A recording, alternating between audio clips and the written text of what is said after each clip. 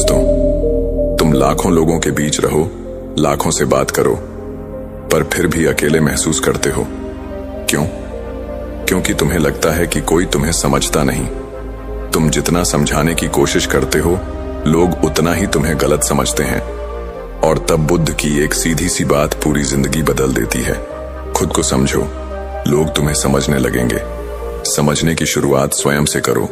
लोग हमें तब समझेंगे जब हम खुद को समझ पाएंगे। लेकिन समस्या यह है कि हम खुद को दूसरों की नजर से देखते हैं। किसी ने कहा तुम कमजोर हो, हमने मान लिया। किसी ने कहा तुम कुछ नहीं कर सकते, हमने विश्वास कर लिया। हमने कभी खुद से पूछा ही नहीं, क्या यह सच है? जब तुम खुद से कट जाते हो, तुम्हारे भीतर एक आवाज है जो रोज बोलती है, मैं कुछ और चाहता हूं, मैं कुछ और महसूस कर रहा हूं। लेकिन तुम उस आवाज को दबा देते हो, काम, रिश्तों, सोशल मीडिया या दिखावे में। तुम खुद से दूर भाग रहे हो, और यही कारण है कि लोग भी तुमसे नहीं जुड़ पा रहे। खुद को समझने का पहला कदम है रुकना। बुद्ध ने एक शिष्य से कहा था, तुम तब तक खुद को नहीं जान सकते जब तक तुम रुकोगे नहीं। हम हमेशा व्यस्त रहते हैं, सोचते हैं, दौड़ते हैं, प्रतिक्रिया देते हैं, लेकिन खुद को समझने के लिए थोड़ा रुकना पड़ता है, चुप बैठना पड़ता है, भीतर झांकना पड़ता है। अंदर का संसार बाहर को बदलता है। लोग सोचते हैं, दूसरे क्यों नहीं बदलते, वे मुझे क्यों नहीं समझते, मैं अकेला क्यों महसूस करता हूं।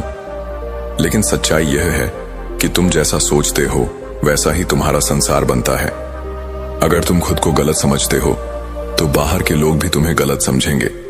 हर रात खुद से एक सवाल पूछो, मैंने आज क्या महसूस किया और क्यों?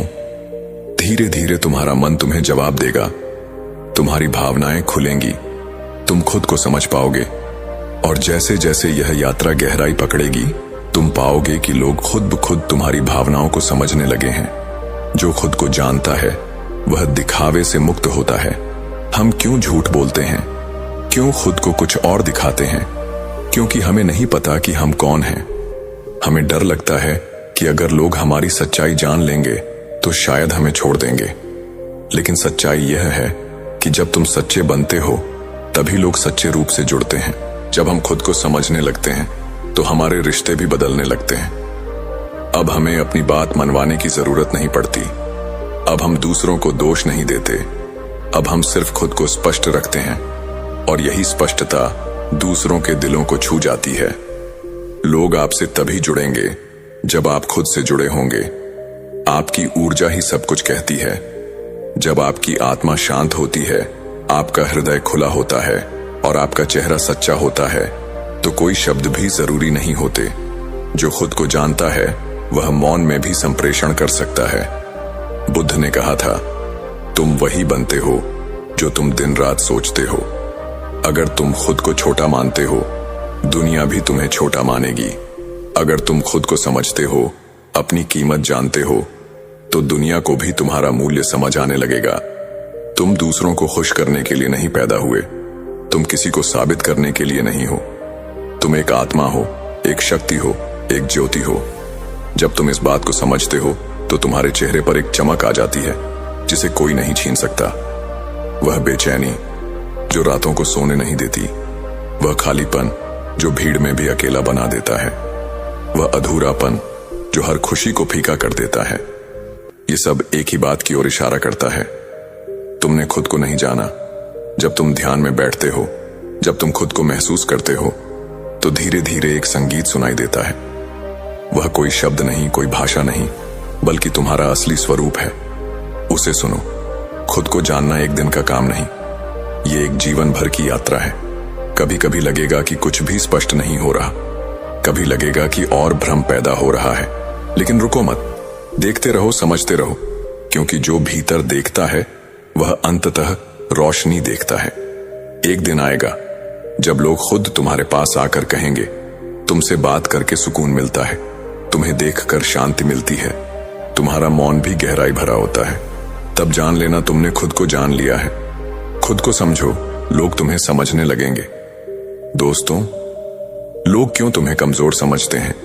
क्या तुमने कभी सोचा कि जब तुम सच्चे होते हो, शांत होते हो, नम्र होते हो, तो लोग तुम्हें कमजोर क्यों समझते हैं? क्यों वे तुम्हें दबा लेते हैं, तुम्हारी बात काट देते हैं, तुम्हारे फैसलों को अनदेखा कर देते हैं? इसलिए नहीं कि तुम सचमुच कमजोर हो, बल्कि इसलिए कि तुमने अपनी शक्ति को पहचाना नहीं। दुनिया सिर तभी झुकाती है जब तुम भीतर से तैयार होते हो। जब तक तुम खुद को साबित करने में लगे रहोगे, दुनिया तुम्हें शक की नजरों से देखेगी। लेकिन जिस दिन तुम भीतर से स्थिर हो गए, जिस दिन तुमने अपनी शक्ति को पहचान लिया, उसी दिन दुनिया तुम्हारे इशारों पर चलने लगेगी। तुम्हारा आत्मबल ही दुनिया को झुकाता है। असली शक्ति चीखती नहीं, वह शांत होती है, गहरी होती है, स्थिर होती है। समुद्र कभी शोर नहीं करता, पर उसकी गहराई सबको भयभीत कर देती है। तुम्हारी आत्मा भी वैसी ही है, गहरी और अदृश्य शक्ति से भरी। जब तुम अपनी आत्मा से, अपने भीतर की रोशनी से कट जाते हो, तो बाहर की दुनिया तुम्हारा शोषण करने लगती है, क्योंकि तुम बाहर दिखावे से शक्ति ढूंढते हो, नाम, पैसा, रिश्ता, पहचान। लेकिन असली शक्ति तुम्हारे भीतर धड़कती है, तुम्हारे मौन में छिपी होती है। तुम जितना शोर करोगे, लोग उतना तुम्हें अनसुना करेंगे। लेकिन जब तुम मौन हो जाते हो, भीतर से जाग जाते हो, तो तुम्हारा मौन भी गूंजने लगता है। बुद्ध का चेहरा क्यों इतने लोगों को खींचता है? क्योंकि उसमें मौन की शक्ति है। जिस दिन तुम भीतर से जागते हो, उस दिन तुम्हारे चेहरे का नूर बदल जाता है, तुम्हारी चाल बदल जाती है, तुम्हारा मौन भी बोलने लगता है। लोग पूछने लगते हैं, तुम में कुछ अलग है, क्या है वह? वह है तुम्हारा आत्मबल। दुनिया में चुनौतियां आएंगी, लोग हंसेंगे, नीचा दिखाएंगे, रास्ता रोकेंगे, लेकिन अगर तुम्हारा मन भीतर टिक गया, अगर तुम्हारी रीढ़ सीधी हो गई, तो दुनिया की कोई ताकत तुम्हें नहीं हिला सकती। लोग तुम्हारे बारे में क्या सोचते हैं, यह उनकी सोच है, लेकिन तुम खुद अपने बारे में क्या सोचते हो, यही तुम्हारी ताकत है। अगर तुम खुद को कमजोर मानते हो, तो सारी दुनिया भी तुम्हें वही मानेगी। लेकिन जिस दिन तुमने अपनी शक्ति को पूरा स्वीकार कर लिया, उसी दिन सब कुछ बदल जाएगा। तुम सोचते हो कि ताकत उस इंसान के पास है जिसके पास पैसा है, पद है, लोकप्रियता है, लेकिन ध्यान देना, इतिहास उन्हीं लोगों को याद रखता है जिनके पास भीतर का बल था। बुद्ध के पास कोई सिंहासन नहीं था, पर आज दुनिया उनके चरणों में झुकी है। तुम प्रकाश हो, तुम प्रेम हो, तुम चैतन्य हो। तुम्हारा सच्चा स्वभाव कोई डर, शंका या हीनता नहीं है। यह सब तुम्हारे भीतर की नींद का परिणाम है। जागो और देखो तुम कौन हो। लोगों की बातें, समाज का दबाव, भविष्य का डर, यह सब तुमसे टकराएंगे, लेकिन अगर तुम्हारे पास आत्मबल है तो यह सब तुमसे टकरा कर गिर जाएंगे। दुनिया तुम्हें जैसा बनाना चाहती है, तुम उससे अलग हो, क्योंकि तुम भीतर से समझ चुके हो कि शक्ति बाहर नहीं, भीतर है। और जो यह समझ जाता है, वह अकेले भी संसार की धारा को मोड़ सकता है। तुम झुके रहोगे तो लोग तुम्हारे ऊपर चढ़ते रहेंगे, लेकिन जब तुम भीतर से खड़े हो जाते हो, तब दुनिया को झुकना पड़ता है। और यह झुकाव डर या दबाव से नहीं, बल्कि सम्मान और आकर्षण से होता है। तुम सोचते हो कि लोग बदले, स्थिति बदले, समय बदले, लेकिन नहीं। पहले तुम बदलो। तुम्हारा नजरिया बदलेगा तो तुम्हारा संसार भी बदल जाएगा। हर दिन थोड़ा बैठो, अपने भीतर उतरने का अभ्यास करो। तुम पाओगे कि तुम्हारे भीतर एक अग्नि है, एक ज्योति है, एक शक्ति है, जिससे दुनिया आज तक अनजान है। उसे जलाओ और देखो दुनिया कैसे खींची चली आती है। दुनिया की कोई ताकत उसे रोक नहीं सकती, जिसने अपनी ताकत को पहचान लिया। जो खुद को जान गया, वह हार से डरता नहीं, दुनिया के नियमों से बंधता नहीं। वह स्वतंत्र होता है और शक्तिशाली। राज्य जीतने वाला राजा हो सकता है, पर खुद पर विजय पाने वाला सम्राट होता है। अगर तुम अपने क्रोध, अपने डर, अपने मोह को जीत लो, तो दुनिया अपने आप तुम्हारे सामने सिर झुका देगी। तुम्हारे भीतर कोई शक्ति बाहर से नहीं आएगी, वह पहले से मौजूद है तुम्हारी आत्मा में, लेकिन तुमने उसे अनदेखा किया, उसे जगाया नहीं। आज से उसे महसूस करो, हर सांस में, हर क्षण में। बुद्ध ने कभी प्रचार नहीं किया, लोग खुद खींचे चले आए। क्यों? क्योंकि भीतर की शक्ति आकर्षण बन जाती है। तुम्हारा स्वर, तुम्हारी आंखें, तुम्हारा मौन, सब कुछ लोगों को अपने पास बुलाएगा, बिना कहे, बिना बुलाए। अब समय आ गया है उस शक्ति को जगाने का, जिसे तुमने वर्षों से अनदेखा किया।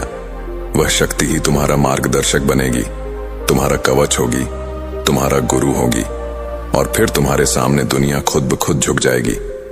खुद से जुड़ो, लोग बिना कहे झुकते चले जाएंगे। क्या तुम कभी खुद से मिले हो? तुम रोज दुनिया से मिलते हो, लोगों से बातें करते हो, दूसरों की इच्छाओं को पूरा करते हो, लेकिन क्या कभी खुद से मिले हो? खुद से मिलने का अर्थ है भीतर झांकना, वह आवाज सुनना जो दुनिया के शोर में खो जाती है। लोग तुम्हें तब तक हल्के में लेते हैं जब तक तुम खुद को गंभीरता से नहीं लेते। तुम्हारी पहचान तभी बनती है जब तुम्हारी आत्मा तुम्हारी सांसों में उतरती है। तुम्हारा व्यक्तित्व तभी चमकता है जब तुम भीतर से पूर्ण हो जाते हो। तुम दूसरों से अच्छे संबंध चाहते हो, सम्मान, प्यार, समझदारी, लेकिन वह तभी आएगा जब तुम्हारा सबसे गहरा रिश्ता खुद से होगा। तुम्हारा मन स्थिर हो, तुम्हारी चेतना जागृत हो, तो लोग खुद तुम्हारी ओर आकर्षित होंगे। दुनिया कोशिश करेगी तुम्हें अस्थिर करने की, तुम्हारी शक्ति को डगमगाने की, लेकिन अगर तुम भीतर से शांत, मौन, सजग हो गए तो तुम अडिग बन जाओगे। फिर लोग तुम्हारी आंखों में उतरने लगेंगे। अगर तुम खुद को अनदेखा करते हो, नीचा समझते हो, तो लोग भी वही करेंगे। लेकिन अगर तुम खुद को प्रेम से देखोगे, सम्मान दोगे, तो पूरा संसार तुम्हारे आगे बिना कहे झुक जाएगा। खुद से जुड़ने का अर्थ है अपने विचारों को देखना, अपने भय को पहचानना, अपने सच को स्वीकार करना। यह कोई सतही यात्रा नहीं, यह एक अंतर यात्रा है, और इस यात्रा में जो चला वह कभी अकेला नहीं रहता। तुम चाहे जितने कपड़े बदल लो, शब्दों की बाजीगरी कर लो, लोगों को खुश करने की कोशिश कर लो, कुछ नहीं बदलेगा जब तक तुम भीतर से खुद को स्वीकार नहीं करोगे। संसार में खो जाना आसान है। तुम्हारी सोच, भावनाएं, इच्छाएं सब दूसरों से प्रभावित होती रहती हैं, लेकिन खुद से जुड़ा इंसान हर पल सजग होता है। वह जानता है कि वह कौन है, क्या चाहता है, क्यों जी रहा है। तुम दूसरों की भावनाओं को तभी सही समझ सकते हो जब तुम अपनी भावनाओं से जुड़े हो। जो खुद को जान गया वह दूसरों को बदलने की जगह खुद बदल जाता है, और तब दुनिया बिना कहे झुकती है। कोई मंत्र, कोई गुरु, कोई किताब, कोई दुनिया तुम्हें नहीं बदल सकती जब तक तुम खुद से न जुड़ो। लेकिन जैसे ही तुम अपने भीतर उतरते हो, सारा ब्रह्मांड तुम्हारी मदद को तैयार हो जाता है। हर रोज कुछ समय बस बैठो, अपनी सांसों को देखो, कुछ मत मांगो, कुछ मत सोचो, बस हो जाओ। मौन के बीच तुम्हें वह मिल जाएगा जिसे तुमने हमेशा बाहर खोजा। जब तुम खुद को अपनाते हो तब लोग तुम्हें अपनाते हैं। तुम दूसरों से अपनापन चाहते हो लेकिन खुद से दूरी बनाए रखते हो। कैसे मिलेगा वह प्रेम जब तुमने खुद को ही छोड़ दिया? जो खुद से प्रेम करता है वह दूसरों से अपेक्षा नहीं करता, और तब दूसरे खुद उसकी ओर खींचे चले जाते हैं। जब तुम जागते हो, तुम्हारा आत्मसम्मान जन्म लेता है। तब तुम किसी की स्वीकृति के मोहताज नहीं होते। तुम्हारी उपस्थिति ही लोगों को खींचने लगती है। तुम बोलो या ना बोलो, लोग तुम्हें सुनने लगते हैं। तुम्हें किसी को मनाना नहीं पड़ता, कुछ साबित नहीं करना पड़ता। तुम बस अपने संपूर्ण स्वरूप में होते हो, और यही तुम्हारी सबसे बड़ी शक्ति बन जाती है। लोग बदलते रहेंगे, लेकिन अगर तुम भीतर से स्पष्ट हो गए तो तुम उनके प्रभाव से मुक्त हो जाओगे। तुम्हारा जीवन दूसरों के व्यवहार पर नहीं, तुम्हारे भीतर के संबंध पर निर्भर होगा। तुम जैसे हो, पूर्ण हो, अद्भुत हो। तुम्हारे भीतर वह सब है जिसकी दुनिया को जरूरत है। तुम्हें कुछ बनने की जरूरत नहीं, तुम्हें बस खुद को स्वीकारने की जरूरत है। तुम दिखावा करते हो तो दुनिया भ्रमित हो जाती है। तुम सच्चे हो जाते हो तो दुनिया साफ देखती है कि यह व्यक्ति अलग है। यही सत्य की शक्ति है। हर बड़ा बदलाव भीतर से शुरू होता है। तुम्हारा चेहरा बदल जाएगा, तुम्हारा चलना बोलना, तुम्हारा मौन, सब कुछ बदल जाएगा, और तब लोग बिना कहे तुम्हें सम्मान देने लगेंगे। तुम बाहर की दुनिया से लड़ते हो ताकि लोग तुम्हें माने, लेकिन असली युद्ध तुम्हारे भीतर होता है। जब तुम वहां विजय हो जाते हो, बिना लड़े ही दुनिया झुक जाती है। जो खुद से जुड़ गया वह दुनिया से जुड़ गया, वह प्रेम से भर गया, वह स्वतंत्र हो गया। उसे अब कुछ कहने की जरूरत नहीं, उसका होना ही पर्याप्त है। भिक्षु आनंद एक ऐसे संत जो अपने ज्ञान और शांति के लिए प्रसिद्ध थे। उनका एक शिष्य सनातन जो उनके साथ रहकर जीवन के गहरे रहस्यों को समझने का प्रयास करता था। सनातन का दिल साफ था, लेकिन उसका मन अक्सर दुनिया के शोर और लोगों के विचारों में उलझ जाता था। एक दिन सनातन अपने गुरु के पास बैठा और बोला, गुरुजी, मैं दुनिया के लोगों के विचारों से परेशान हूं। कोई मेरी तारीफ करता है, कोई निंदा, और मैं इन सब के बीच खुद को खो देता हूं। मैं इन्हें इग्नोर करना कैसे सीखूं? भिक्षु आनंद मुस्कुराए और बोले, सनातन, आज मैं तुम्हें एक कहानी सुनाऊंगा।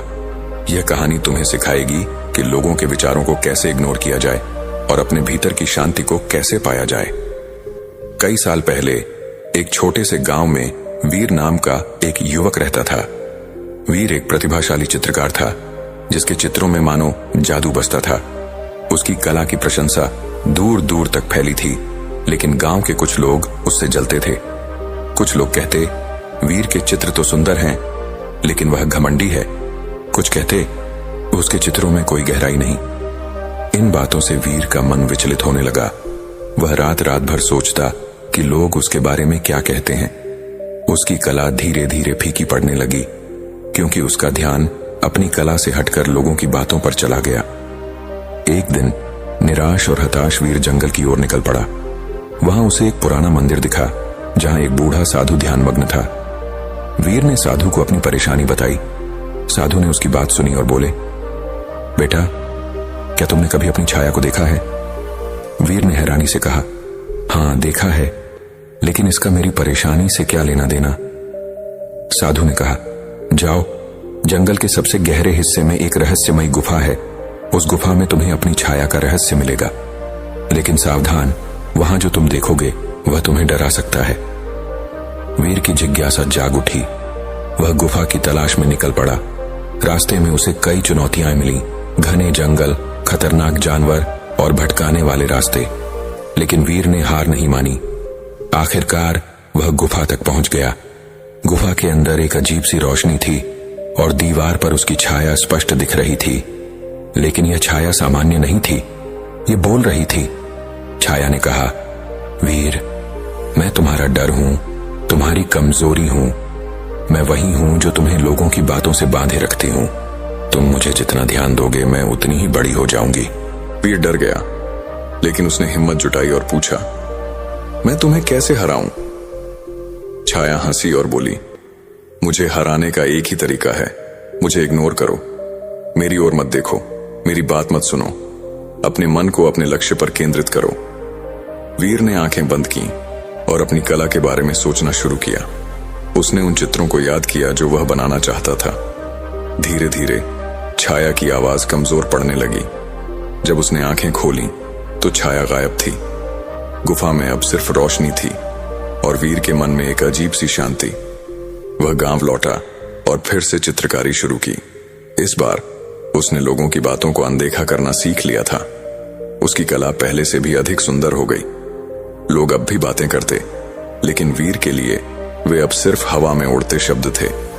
उसने अपनी छाया को हराया था और अपने भीतर की शांति को पा लिया था। कहानी खत्म कर भिक्षु आनंद ने सनातन की ओर देखा और बोले, सनातन, लोगों की बातें तुम्हारी छाया की तरह हैं। वे तभी शक्ति पाती हैं जब तुम उन्हें महत्व देते हो।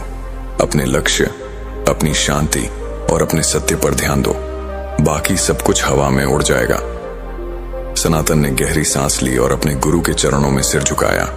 उस दिन से उसने लोगों की बातों को इग्नोर करना शुरू किया और अपने भीतर की शांति को खोज लिया। कहानी की सीख, लोगों की बातें तभी तुम्हें प्रभावित करती हैं जब तुम उन्हें अपने मन में जगह देते हो। अपनी मंजिल पर ध्यान दो और बाकी सबको हवा में उड़ने दो। हिमालय की तलहटी में एक घने जंगल के बीच एक साधारण सा आश्रम था। इस आश्रम में रहते थे गुरु विकसित, जिनका ज्ञान और शांति दूर दूर तक प्रसिद्ध थी। उनके शिष्य मोहन एक उत्साही और जिज्ञासु युवक थे, लेकिन वह अक्सर दूसरों की राय और आलोचनाओं में उलझ जाया करता था। मोहन का मन दुनिया के शोर से भटक जाता था और वह अपनी राह से भटकने लगता था। घने जंगल की रहस्यमयी छांव में, जहां सूरज की किरणें भी खो जाती थीं, 4 शिष्य अमर, शांति, वीर और बुद्धि अपने गुरु के साथ एक अनोखी यात्रा पर निकले। गुरु ने उन्होंने कहा, यह यात्रा तुम्हें विश्वास, धैर्य, साहस और ज्ञान सिखाएगी। मगर हर सबक के साथ एक सस्पेंस था जो शिष्यों के मन को झकझोर देने वाला था। क्या वे इन चुनौतियों का सामना कर पाएंगे? गुरु उन्हें सिखाना चाहते थे या परखना? जंगल की हर आवाज और छाया एक नया सवाल खड़ा करती थी। यह कहानी उनकी यात्रा और बुद्धि को समझने की सीख बयान करती है। पहली सीख, विश्वास का सस्पेंस। सबसे पहले गुरु ने अपने सबसे बड़े शिष्य अमर को बुलाया। अमर, जो हमेशा गुरु की बातों पर आंख मूंद कर भरोसा करता था, को एक गहरी खाई के किनारे ले जाया गया। खाई के पार एक पुराना जर्जर रस्सी का पुल था जो हवा में लटक रहा था। गुरु ने कहा, इस पुल को पार करो अमर। अमर ने देखा कि रस्सियां फटी हुई थीं और नीचे गहरी खाई में कोहरा लिपटा हुआ था। क्या यह सुरक्षित है गुरु? उसने पूछा। गुरु ने मुस्कुराते हुए कहा, विश्वास करो। अमर का दिल धड़क रहा था। क्या यह पुल टूट जाएगा? क्या गुरु उसे जानबूझकर खतरे में डाल रहे हैं? सस्पेंस उसके मन को कुरेद रहा था। फिर भी उसने कदम बढ़ाया। हर कदम पर रस्सी चरमराती, मगर वह पार हो गया। गुरु ने कहा, विश्वास का सबक यह है कि सस्पेंस तब तक रहता है जब तक तुम डर को अपने ऊपर हावी होने देते हो। विश्वास डर को हराता है। दूसरी सीख, धैर्य का सस्पेंस। अगला नंबर था शांति का, जो हमेशा जल्दबाजी में रहता था। गुरु उसे एक प्राचीन मंदिर के सामने ले गए जहां एक विशाल पत्थर का दरवाजा था। दरवाजे पर एक पहेली थी, मैं वह हूं जो आता है मगर कभी नहीं जाता। मैं सभी के पास हूं मगर कोई मुझे पकड़ नहीं सकता। मैं क्या हूं? शांति ने जल्दबाजी में जवाब दिया, समय। मगर दरवाजा नहीं खुला।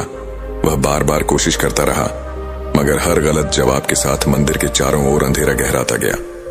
क्या यह मंदिर उसे निगल लेगा? क्या गुरु जानबूझकर उसे असफल देखना चाहते हैं? सस्पेंस असहनीय था। आखिरकार गुरु ने कहा, शांति, रुक जाओ, सोचो।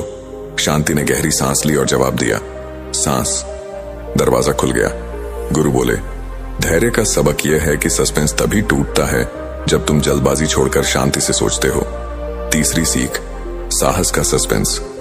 तीसरा शिष्य वीर, जो ताकतवर मगर थोड़ा डरपोक था, को गुरु एक गुफा में ले गए। गुफा के अंदर से रहस्यमयी आवाजें आ रही थीं, कभी हंसी, कभी चीखें। गुरु ने कहा, अंदर जाओ और वह लाल रत्न लाओ जो गुफा के अंत में है। वीर के मन में सवाल उठे, क्या गुफा में कोई राक्षस है? क्या यह हृदय सस्पेंस का जाल है? वह अंदर गया। हर कदम पर उसका दिल जोर जोर से धड़कता। अंधेरे में उसे एक विशाल साए ने घेर लिया।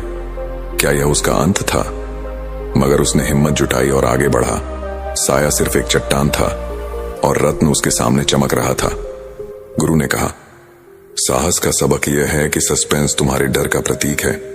उसे सामना करो और वह गायब हो जाएगा। चौथी सीख, ज्ञान का सस्पेंस। अंतिम शिष्य बुद्धि, जो हमेशा तर्क और बुद्धि से काम लेता था, को गुरु ने एक झील के किनारे ले जाया। झील का पानी इतना साफ था कि उसमें आसमान का प्रतिबिंब दिखता था। गुरु ने कहा, इस झील में एक रहस्य छिपा है, उसे खोजो। बुद्धि ने झील में देखा, मगर उसे सिर्फ अपना चेहरा दिखा। क्या यह कोई जादू था? क्या झील उसे गुमराह कर रही थी?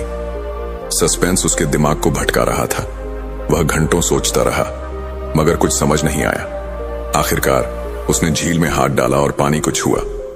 पानी में लहरें उठीं और प्रतिबिंब टूट गया, जिससे एक प्राचीन शिलालेख दिखाई दिया। सच्चाई तुम में है, गुरु ने कहा। ज्ञान का सबक यह है कि सस्पेंस तब तक रहता है जब तक तुम बाहर की तलाश करते हो। सच्चाई तुम्हारे भीतर है। चारों शिष्य अब बदले हुए थे। गुरु ने मुस्कुराते हुए कहा, यह यात्रा तुम्हें सस्पेंस से डरना नहीं, बल्कि उसे समझना सिखाती है। जीवन में हर अनजाना मोड़ एक सबक है। जैसे ही वे जंगल से बाहर निकले, सूरज की किरणें उनके चेहरों पर पड़ीं और उनके मन का सस्पेंस हमेशा के लिए गायब हो गया। अगली कहानी, कैसे हमारा एक संकल्प हमारा पूरा जीवन बदल सकता है। आइए कहानी शुरू करते हैं। क्या आपने कभी सोचा है कि हमारे जीवन के अधिकतर दुखों का कारण क्या है? अगर हम ध्यान से देखें तो यह हमारे शब्द ही हैं। बातों में उलझा इंसान कभी भी अपनी आंतरिक शांति को नहीं पा सकता। आज हम आपके लिए एक ऐसी कहानी लेकर आए हैं जो आपको सिखाएगी कि कैसे शब्दों के जाल से निकलकर आप जीवन में सच्ची शांति पा सकते हैं।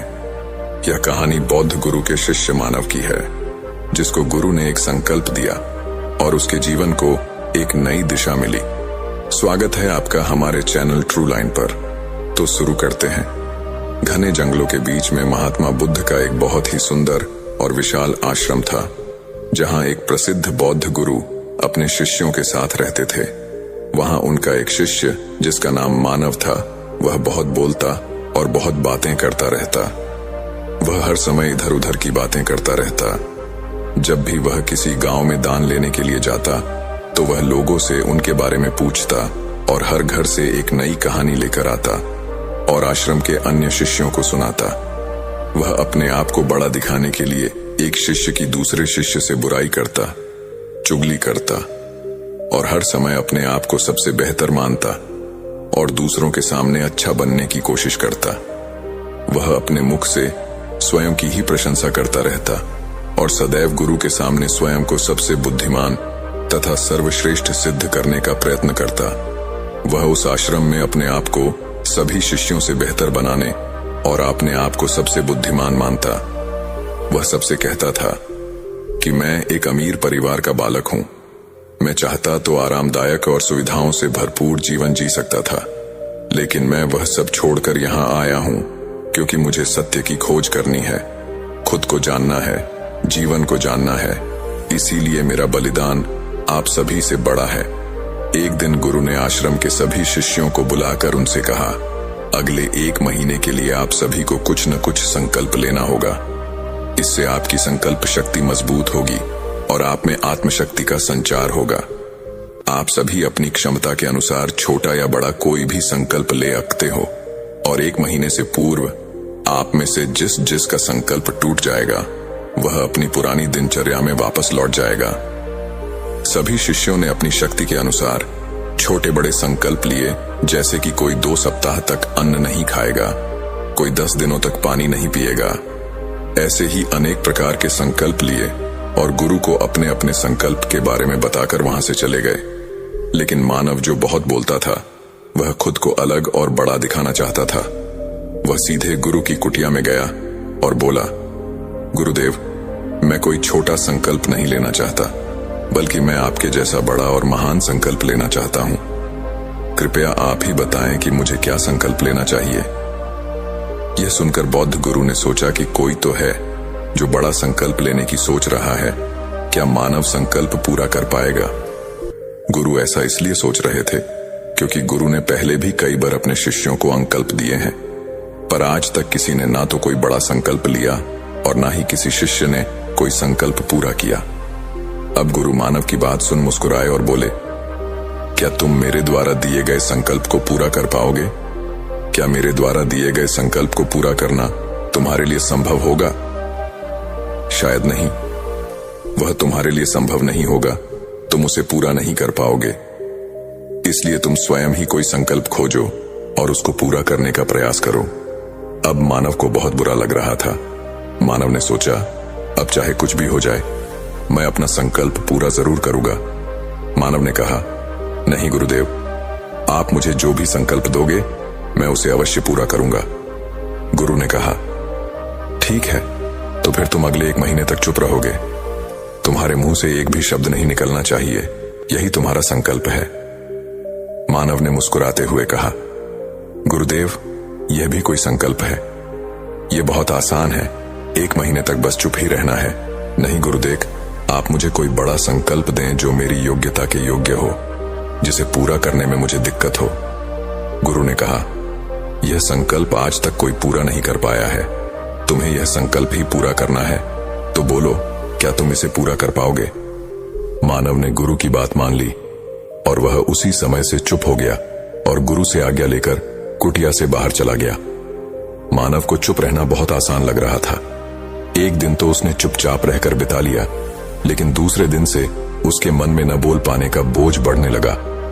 तीसरे दिन उसे भारीपन महसूस होने लगा और चौथे दिन उसे एक अजीब सी बेचैनी महसूस होने लगी, क्योंकि आश्रम में सभी शिष्य एक दूसरे से बात कर रहे थे, आपस में बोल रहे थे। मानव उनके सामने अपना पक्ष रखना चाहता था।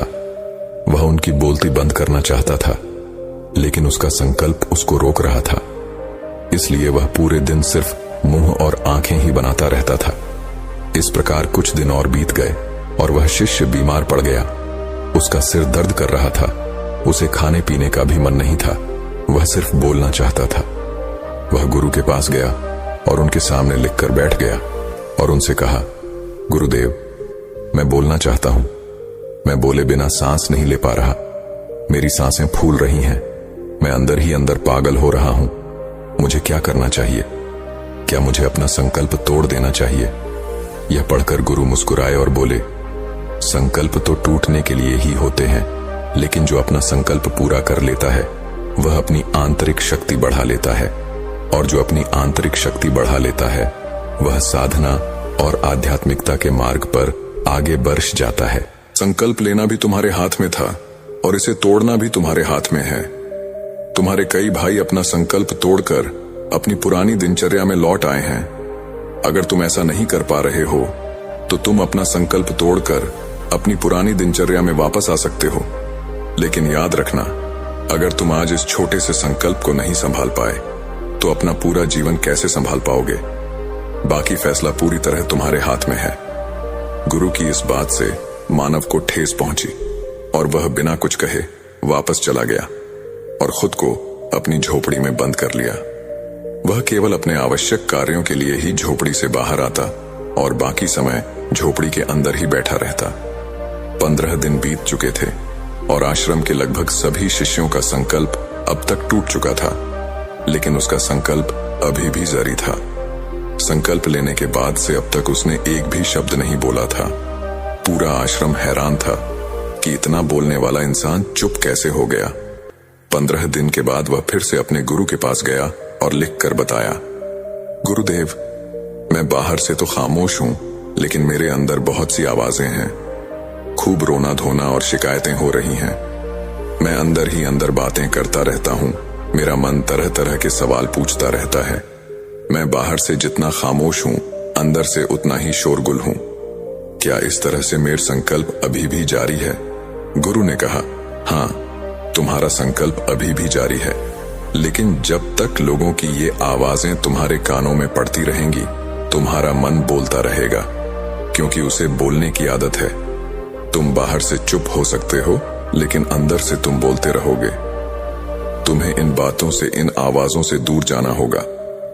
मानव गुरु को प्रणाम करके वहां से अपनी कुटिया में चला जाता है और सुबह होते ही अपनी कुटिया छोड़कर जंगल की ओर चला जाता है। कई दिन बीत जाने हैं। संकल्प का समय भी पूरा हो गया था, लेकिन शिष्य वापस नहीं लौटा। आश्रम में सभी लोगों को भय था कि कहीं जंगली जानवरों ने उसे खा न लिया हो। इस बीच उसे ढूंढने की काफी कोशिश की गई, लेकिन उसका कहीं पता नहीं चला। सभी शिष्यों ने मान लिया था कि जंगली जानवरों ने उसे अपना शिकार बना लिया है, लेकिन गुरु ने ऐसा नहीं सोचा। एक दिन आश्रम का एक अन्य शिष्य गुरु के पास आया और बोला, गुरुदेव, हमारे उस बातूनी शिष्य मानव को क्या हुआ होगा? क्या जानवरों ने उसे मार दिया होगा? गुरु ने कहा, हो सकता है कि जानवरों ने उसे अपना शिकार बना लिया हो, लेकिन उसके वापस न लौटने का एक और कारण भी हो सकता है। शायद उसे वह मिल गया जिसके लिए वह गया था। तब शिष्य ने पूछा, गुरुदेव, क्या ज्यादा बोलना इतना हानिकारक है? गुरु ने कहा, मनुष्य के जीवन के अनेक दुखों में से एक दुख यह भी है कि वह कभी चुप नहीं रह पाता। वह हमेशा कुछ न कुछ बोलता और सोचता रहता है। हमारे आधे से ज्यादा दुख हमारे बोलने के कारण ही उत्पन्न होते हैं। परिवार में अधिकतर झगड़ों का कारण हमारा निरर्थक बोलना ही होता है। कोई भी चुप नहीं रहना चाहता। हम सिर्फ दूसरे व्यक्ति को बात सुनाना चाहते हैं। हमारे मन में जो भी होता है, हम उसे निकालकर दूसरों को सुनाना चाहते हैं। उसे समझाना चाहते हैं कि देखो, तुम गलत हो और मैं सही हूं। और इस तरह हर कोई एक दूसरे की बुराई कर रहा है। इस प्रकार सुनने और सुनाने का यह सिलसिला जीवन भर चलता रहता है। लेकिन इस अज्ञानता में हम अपना समय, अपनी समझ और सबसे महत्वपूर्ण और अनमोल अपना जीवन उसे खो देते हैं, जिसे जिया जा सकता है, जिसमें आंतरिक शांति को प्राप्त किया जा सकता है। यह सब खो देते हैं लेकिन इसके बदले में हमें क्या मिलता है? कुछ नहीं, सब व्यर्थ और बर्बाद हो जाता है। इस पागलपन में हमने क्या खो दिया, इसका एहसास केवल कुछ ही लोगों को हो पाता है। बाकी लोग जैसे उन्हें अपने आने का पता नहीं, वैसे ही उन्हें अपने जाने का भी पता नहीं चलता। शिष्य ने कहा, तो फिर इसका समाधान क्या है? गुरु ने कहा, पूरी जागरूकता के साथ अपने विचारों को देखना यही एकमात्र तरीका है। सभी मानसिक समस्याओं का वर्तमान में रहकर चिंतन करना, पूरी जागरूकता के साथ अपना कार्य करना जीवन में चमत्कार ला देता है। उसके बाद वह शिष्य गुरु से अपने सवालों का उत्तर पाकर उन्हें प्रणाम करके वहां से चला गया। उस शिष्य को आश्रम छोड़े हुए 3 महीने का समय बीत चुका था, लेकिन उसकी कोई खबर नहीं मिली थी। अब तक सभी गुरु भाइयों ने भी उसके वापस लौटने की उम्मीद छोड़ दी थी। लेकिन एक दिन वह आश्रम लौट आता है। उसे देखकर सभी के मन में आश्चर्य और खुशी का ठिकाना न रहा। लेकिन अब वह नहीं था जो वहां से गया था। वह अब कुछ और ही बनकर वापस आया था। उसमें एक अलग ही बदलाव महसूस किया जा सकता था। उसके चेहरे पर अलग ही तेज और शांति थी। आश्रम में आते ही सभी गुरु भाइयों ने उसे चारों ओर से घेर लिया और बातें करने लग गए। वह अपने गुरु भाइयों से भी बातचीत करने लगा। उससे बात करने वाले हर किसी को महसूस हुआ कि अब वह पहले की तरह उतावला और बातूनी नहीं रहा। उसके मुंह से एक एक शब्द बड़ी सहजता और मधुरता से निकलता था। कुछ देर गुरु भाइयों से बात करने के बाद वह सीधा गुरु के पास गया। उसने गुरु के चरण छुए और कहा, गुरुदेव, क्या मैं अब तक मौन हूं? क्या मेरा संकल्प अभी भी जारी है? गुरु ने कुछ देर तक शिष्य की आंखों में बहुत ध्यान से देखा और कहा, हां, तुम अभी भी मौन हो और तुम्हारा संकल्प अभी भी जारी है।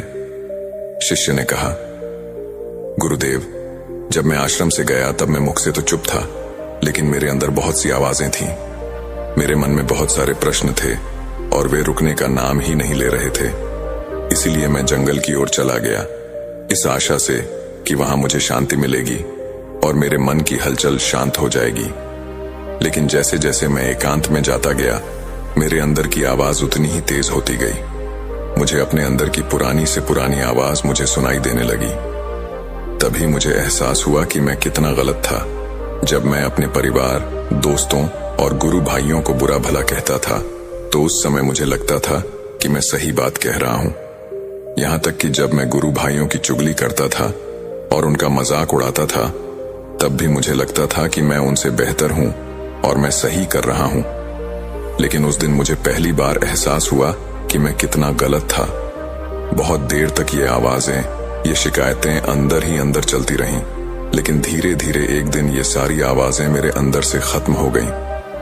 अब मैं अंदर से भी खामोश हो गया हूं। उस घने जंगल में बाहर से बोलने वाला कोई नहीं था और अंदर भी कोई आवाज नहीं बची थी। और उस दिन पहली बार मुझे मौन का सही मतलब समझ में आया। मेरे चारों ओर शांति थी। हालांकि अभी भी कुछ आवाजें आ रही थीं जो पहले भी आती थीं, लेकिन मैं उन्हें सुन नहीं पाता था। लेकिन अब मुझे वो सारी आवाजें साफ साफ सुनाई दे रही हैं। वो आवाज थी चलती हवा की आवाज, पक्षियों के चहचहाने की आवाज और बहते पानी की आवाज। ये सारी आवाजें मैंने पहली बार पूरे होश में सुनी। मैंने पहले कभी अपने आसपास इतनी शांति महसूस नहीं की थी। तो इस शांति को भंग करने के लिए मैंने पहली बार अपने मुंह से कोई शब्द निकाला। मैं चिल्लाया कि हे भगवान, ये कैसी शांति है? सब कुछ इतना शांत क्यों है? ऐसा क्या हो गया? लेकिन मेरे चिल्लाने के बाद भी शांति भंग नहीं हुई। सब कुछ पहले जैसा शांत था, बाहर भी और अंदर भी। हे गुरुदेव, मैंने अपने गुरु भाइयों से बात की, मैंने आपसे बात की। मैं बोल रहा हूं, मैं चल रहा हूं, मैं सब कुछ देख रहा हूं, लेकिन मैं अंदर से बिल्कुल एकांत में हूं, मौन में हूं। जब मैं अपने भीतर शोर मचाना चाहता हूं, तब भी मैं मौन ही महसूस करता हूं। गुरु ने कहा, जब तक हम बाहर बोलते रहेंगे तब तक भीतर अशांति रहेगी, लेकिन जिस दिन हम अंदर की ओर देखेंगे, तब हमारे मुंह से कुछ भी निकले, हम शांत ही रहेंगे। दुनिया में ज्यादातर बुराई हमारे बोलने से ही उत्पन्न होती है, क्योंकि हम चुप नहीं रहना चाहते। हम जरूरत से ज्यादा बात करना चाहते हैं। हम सामने वाले की बात सुनना नहीं चाहते, बल्कि हम उसकी बोलती बंद कर देना चाहते हैं। उसे समझा देना चाहते हैं कि मैं कौन हूं, मैं क्या कर सकता हूं, और यही हमारे जीवन का मकसद बनकर रह जाता है। हमारी सारी शक्ति व्यर्थ के बुलाने में नष्ट होती रहती है। ऐसे समाज में लोगों का जीवन दुखों से भरा होता है, जो हमेशा एक दूसरे को सुनाने में लगे रहते हैं। कभी एक दूसरे को सुनना नहीं चाहते, कभी समझना नहीं चाहते, और उन्होंने कभी चुप रहना सीखा ही नहीं, क्योंकि चुप रहना उन्हें छोटा महसूस कराता है। संसार में सभी समस्याओं का कारण हमारा बोलना ही है, इसलिए हमें उतना ही बोलना चाहिए जितना जरूरी हो, क्योंकि बेवजह बोलना ऊर्जा को नष्ट करता है, और यह बोलना ही हमें कभी भी भीतर की ओर लौटने नहीं देता, क्योंकि यह हमें बाहर की ओर खींच कर रखता है, और बाहर है ही क्या इस दुखी संसार के अलावा। लेकिन अगर आप अपने भीतर के संसार की ओर मुड़ना चाहते हैं तो हमें यह मुंह बंद रखना होगा। इसीलिए जितने भी बुद्ध हुए, आत्मज्ञानी हुए, वे सभी एकांत की ओर भागे, ताकि उन्हें ज्यादा बोलना न पड़े, उन्हें ज्यादा सुनना न पड़े। वह एकांत में रहे और शांत रहे, इसीलिए वे आसानी से अंदर की यात्रा कर सके। लेकिन अगर कोई चाहे तो इस संसार में रहकर भी एकांत में रह सकता है, शांत रह सकता है, लेकिन इसके लिए उसे अपनी ऊर्जा बचानी होगी, जिसे वह अब तक अपने निरर्थक शब्दों में बर्बाद कर रहा था। तभी वह एक सुखी, प्रभावशाली और गुणवान व्यक्ति बन सकता है। दोस्तों, इस कहानी की सीख यह है कि व्यर्थ का बोलना ऊर्जा की बर्बादी है। बहुत अधिक और अनावश्यक बातें करना हमें अंदर की ओर लौटने नहीं देता, क्योंकि यह हमें बाहर की ओर झुकाए रखती है, और जिन्हें अंदर की ओर यात्रा करनी होती है उन्हें हमेशा शांत रहना चाहिए। साथियों, हम अक्सर अपने जीवन में ऐसे बोझ उठाते हैं जो हमारे डर और चिंता का कारण बनते हैं, लेकिन क्या सच में वे इतने जरूरी हैं? आज की यह प्रेरणादायक कहानी एक बौद्ध भिक्षु और उनके शिष्य की यात्रा के माध्यम से हमें सिखाएगी कि असली बोझ हमारे मन का भय है, जिसे त्याग कर हम सच्ची शांति पा सकते हैं। तो शुरू करते हैं। बहुत समय पहले की बात है। एक नगरी में एक बौद्ध भिक्षु और सदानंद नाम का शिष्य रहा करते थे। वह बौद्ध भिक्षु और सदानंद एक दिन एक यात्रा के लिए निकलते हैं। वह यात्रा अत्यधिक लंबी थी। जो रास्ता उन्होंने चुना था वह रास्ता अत्यधिक घने जंगलों से होकर गुजरता था। पास ही में एक नदी बह रही थी, जिसे पार करने में उन बौद्ध भिक्षु और शिष्य सदानंद को थोड़ा वक्त लग जाता है। उन बौद्ध भिक्षु ने अपने हाथों में एक थैला पकड़ रखा था, और वह थैला बहुत ही भारी प्रतीत हो रहा था, जिसमें कुछ ऐसी चीज रखी थी जो अत्यधिक वजनी थी, अर्थात अत्यधिक भारी थी, और उस थैले को उन बौद्ध भिक्षु ने बहुत ही ध्यानपूर्वक पकड़ रखा था। वह बौद्ध भिक्षु उस थैले को अपने आप से एक पल के लिए भी दूर नहीं कर रहे थे। ऐसे ही बौद्ध भिक्षु ने उस थैले को अपने हाथों में लेकर काफी दूर तक का सफर तय किया, लेकिन उसके बाद उस वजनी थैले के कारण बौद्ध भिक्षु के हाथों में दर्द महसूस होने लगा। इसलिए उन्होंने वह थैला अपने कंधों पर टांग लिया और आगे का सफर तय करने लगे। वह जंगल इतना घना और इतना बड़ा था कि उसका दूसरा छोर कहीं से नजर नहीं आ रहा था। वह बौद्ध भिक्षु और सदानंद दोनों उस जंगल के रास्ते से होकर गुजरते चले जा रहे थे। वहां पर और कोई भी नहीं था। तभी बौद्ध भिक्षु अपने शिष्य सदानंद से कहते हैं, भंते, तुम्हें डर तो नहीं लग रहा? सदानंद अपने गुरु की यह बात सुनकर अत्यधिक हैरान हो जाता है, और वह बड़ी हैरानी से अपने गुरुवर से कहता है, हे गुरुवर, आप यह क्या कह रहे हैं? हम एक सन्यासी हैं, हमें किस बात का डर? आखिर आप ऐसा क्यों पूछ रहे हैं? पहले तो मैंने आपको यह कभी पूछते नहीं देखा। कहीं आप मेरी परीक्षा तो नहीं ले रहे? इस पर बौद्ध भिक्षु अपने उस शिष्य सदानंद से कहते हैं, नहीं नहीं, मैं तो बस यह जानना चाहता था कि इतने घने जंगल में हम कब से चले जा रहे हैं। हो सकता है तुम्हारे मन में डर पैदा हो रहा हो, इसलिए मैंने बस तुमसे पूछ लिया। इस पर सदानंद कहता है, गुरुवर, आप ही ने तो सिखाया है यह सब कुछ नश्वर है, तो फिर मुझे किस बात का डर होगा? ना ही मेरे पास कुछ ऐसा है जिसे खोने का मुझे डर हो, तो फिर भला मैं किस बात से डरूंगा? अपने शिष्य की यह बात सुनकर बौद्ध भिक्षु कहते हैं, अच्छा ठीक है, चलो आगे बढ़ते हैं। इतना कहकर बौद्ध भिक्षु और सदानंद आगे की ओर बढ़ने लगे। देखते ही देखते रात हो चुकी थी। रात में उन्होंने एक जगह पर रुकने का इंतजाम किया। चारों तरफ घना अंधेरा था, चारों तरफ एक सन्नाटा छाया हुआ था। तभी बौद्ध भिक्षु अपने शिष्य सदानंद से कहते हैं, भंते, आज रात हम यहीं पर रुक जाते हैं और अगली सुबह हम अपनी यात्रा फिर से प्रारंभ करेंगे। सदानंद अपने गुरुवर की बात मान लेता है। कुछ देर बाद बौद्ध भिक्षु सदानंद से कहते हैं, भंते, कहीं तुम्हें भय तो नहीं लग रहा?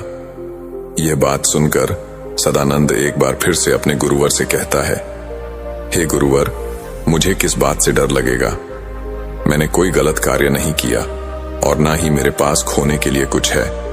आप मेरी चिंता ना करें, मुझे कोई डर नहीं लग रहा। आप चैन से सो जाएं। आखिर हमें कल सुबह आगे की यात्रा भी तो पूरी करनी है। इतना कहकर बौद्ध भिक्षु और सदानंद दोनों सो जाते हैं। अगली सुबह सूरज निकलने से ठीक पहले वह दोनों उठकर अपनी यात्रा फिर से प्रारंभ करते हैं और अपने मार्ग में आगे की ओर बढ़ने लगते हैं। जैसे जैसे सुबह हो रही थी, वैसे वैसे सूर्य की किरणें भी तेज और तीव्र होती जा रही थीं। लेकिन बौद्ध भिक्षु और शिष्य सदानंद आगे की ओर बढ़ते चले जा रहे थे। देखते ही देखते दोपहर का वक्त हो चुका था और अब उन बौद्ध भिक्षु को जोरों की प्यास भी लगी थी। दोनों ने जैसे तैसे उस घने जंगल को पार किया और उसके बाद जो गांव पड़ता था उसमें जाकर कुछ देर के लिए विश्राम किया। तभी वह बौद्ध भिक्षु अपने शिष्य सदानंद से कहते हैं, भंते, मुझे जोरों की प्यास लगी है, मेरे लिए पानी लेकर आओ। इस पर सदानंद दौड़ा दौड़ा गांव के कुएं के पास जाता है। वहां से पानी निकालकर वह अपने गुरुवर को देता है। पानी पीते वक्त बौद्ध भिक्षु अपने उस थैले को अपने शिष्य सदानंद को थमा देते हैं। वह थैला अत्यधिक भारी था। सदानंद ने जब उसे अपने हाथों में लिया तो वह यह समझ चुका था कि गुरुवर पहले से ही अपने थैले में कुछ ऐसा लिए घूम रहे हैं जिनके कारण इनके मन में कुछ डर उत्पन्न हो रहा है। सदानंद यह सोचने लगा कि उसके गुरुवर उससे कुछ न कुछ छुपा रहे हैं, जरूर कोई बात है। जब उसने बौद्ध भिक्षु के थैले में हाथ डाला तो उस थैले में उसे एक सोने की ईंट मिली।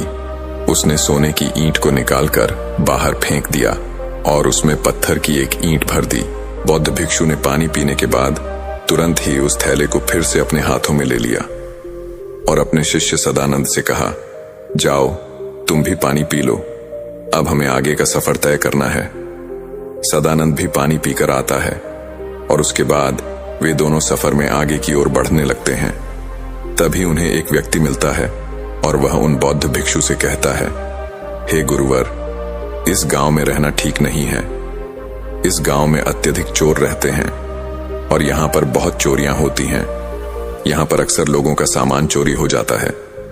यह सुनकर बौद्ध भिक्षु अत्यधिक घबरा जाते हैं और अपने शिष्य सदानंद से कहते हैं, भंते, हमें यहां से जल्दी जल्दी निकलना चाहिए।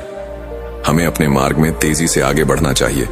इस पर सदानंद अपने गुरुवर से कहता है, हे गुरुवर, आप निश्चिंत हो जाइए। अब हमें किसी भी प्रकार का कोई खतरा नहीं है और ना ही अब आपको डरने की कोई आवश्यकता है। अपने शिष्य सदानंद के मुख से यह बात सुनकर बौद्ध भिक्षु शिष्य से कहते हैं, भंते, तुम इतने विश्वास के साथ यह कैसे कह सकते हो कि अब हमें डरने की कोई आवश्यकता नहीं? इस पर सदानंद अपने गुरु से कहता है, हे गुरुवर, जिस सोने की ईंट के कारण आप घबरा रहे थे, जिसे आपने शुरू से लेकर अब तक हाथ में उठाया था, जिसका वजन आप लेकर इधर उधर घूम रहे थे, उसे मैंने कब का फेंक दिया है। इसलिए वह खतरा अब टल चुका है। अब वह खतरा हमारा पीछा नहीं कर सकता। इसलिए आप निश्चिंत हो जाइए और अब आपको डरने की भी कोई आवश्यकता नहीं। अपने शिष्य सदानंद की यह बात सुनकर बौद्ध भिक्षु अपने थैले में हाथ डालकर देखते हैं तो उन्हें एक साधारण सा पत्थर मिलता है। तब बौद्ध भिक्षु सदानंद से कहते हैं, भंते, इसमें जो सोने की ईंट थी वह कहां गई? इस पर सदानंद कहता है गुरुवर, जो आपकी परेशानी का कारण बना हुआ था, जो आपकी डर का कारण बना हुआ था, मैंने उसे निकालकर फेंक दिया है और उसकी जगह पर यह पत्थर की ईंट मैंने आपके थैले में रख दी थी ताकि आपको इसके बारे में जानकारी ना हो सके। इस पर बौद्ध भिक्षु कहते हैं, अर्थात इतनी देर से मैं केवल एक पत्थर का बोझ उठा रहा था, एक पत्थर को लिए घूम रहा था, और बेवजह ही परेशान हो रहा था, डर रहा था, घबरा रहा था। इस पर सदानंद कहता है, हे गुरुवर, आप तो व्यर्थ ही चिंतित हो रहे थे। वह सोने की ईंट भी हमारे किस काम की? वह तो हमारे लिए नश्वर है, व्यर्थ है। हमारे लिए तो सब एक समान है। इस पर बौद्ध भिक्षु अपने शिष्य सदानंद से कहते हैं, भंते तुम सही कहते हो, मैं तुम्हारी बात समझ चुका हूं। तुमने एक शिष्य होकर मुझे इतनी अच्छी सीख दी है। मैं तुम्हारी समझदारी से अति प्रसन्न हूं। मुझे खुशी है कि तुम मेरे शिष्य हो। इस पर सदानंद कहता है, हे गुरुवर, आप ही ने सिखाया था, भय जैसी कोई चीज नहीं होती। यह तो हमारी मान्यता है जिसे हम कई वर्षों से यूं ही मानते चले आ रहे हैं। लेकिन यदि हम ध्यान से वास्तविकता को देखेंगे तो सत्य का ज्ञात होगा कि ऐसा कुछ नहीं होता। यदि व्यक्ति के भीतर भय बसा हुआ है तो कोई भी चीज उसे डरा सकती है, और यदि व्यक्ति भीतर से कमजोर नहीं है, ताकतवर है, तो उसे कोई नहीं हरा सकता। जरूरत है तो खुद को यह बताने की कि हम जो कुछ भी सोच रहे हैं, हमारे भीतर जो कुछ भी चल रहा है, यह सब एक कल्पना है और कुछ नहीं, जिसे हम बेवजह ही कई वर्षों से संभाल रहे हैं, इसका वजन संभाल रहे हैं। इस कहानी से हमें यह सीख मिलती है कि भय और चिंता हमारे मन की उपज है। बौद्ध भिक्षु सोने की ईंट का बोझ उठाए हुए डर में जी रहे थे, लेकिन जैसे ही सदानंद ने उसे फेंक दिया, उनका भय भी खत्म हो गया। इसी तरह हम भी अनावश्यक चिंताओं और भौतिक वस्तुओं से जुड़कर मानसिक बोझ उठाते हैं। वास्तविक सुख तभी मिलता है जब हम इन बेकार की चिंताओं को त्याग देते हैं। यदि हम भय को त्याग कर जीवन को सहजता से जीना सीख लें तो सच्ची शांति और आनंद पा सकते हैं। हमें उम्मीद है आपको यह कहानी पसंद आई होगी। अपने सुझाव कमेंट बॉक्स में दीजिए और हमारे चैनल ट्रू लाइन को सब्सक्राइब करना ना भूलें।